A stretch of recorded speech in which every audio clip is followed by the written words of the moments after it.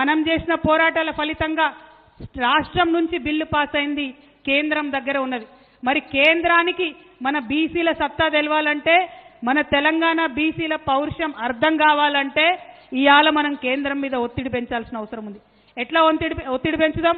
ఖచ్చితంగా ధర్నాలు చేయాలి, వంట వార్పులు చేయాలి, తెలంగాణ ఉద్యమంలో ఏమేం చేసినామో అవన్నీ చేయాలి. అవన్నిటికన్నా ఎక్కువ ఖచ్చితంగా కేంద్రానికి తెలవాలంటే మొట్టమొదటి కార్యక్రమంగా మీ అందరినీ మెదక్ జిల్లా నుంచి నేను అనౌన్స్ చేయాలనుకున్నా.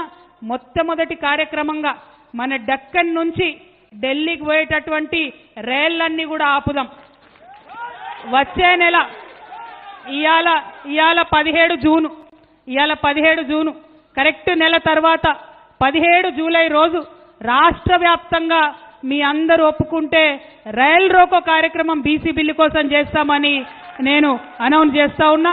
తెలంగాణ జాగృతి యునైటెడ్ పూలే ఫ్రంట్ ఆధ్వర్యంలో ఈ రైల్ రోకో కార్యక్రమం రాష్ట్రంలో ఎక్కడైతే అక్కడ చేస్తాం.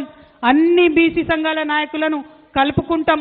అన్ని జిల్లా కేంద్రాలకు పోతాం. ఈ నెల రోజులల్లా అందరినీ కూడా బతిమలాడి బామాలి వారి హక్కుల గురించి వివరించి అందరం కూడా వచ్చి రైల్ రోకో చేద్దాం.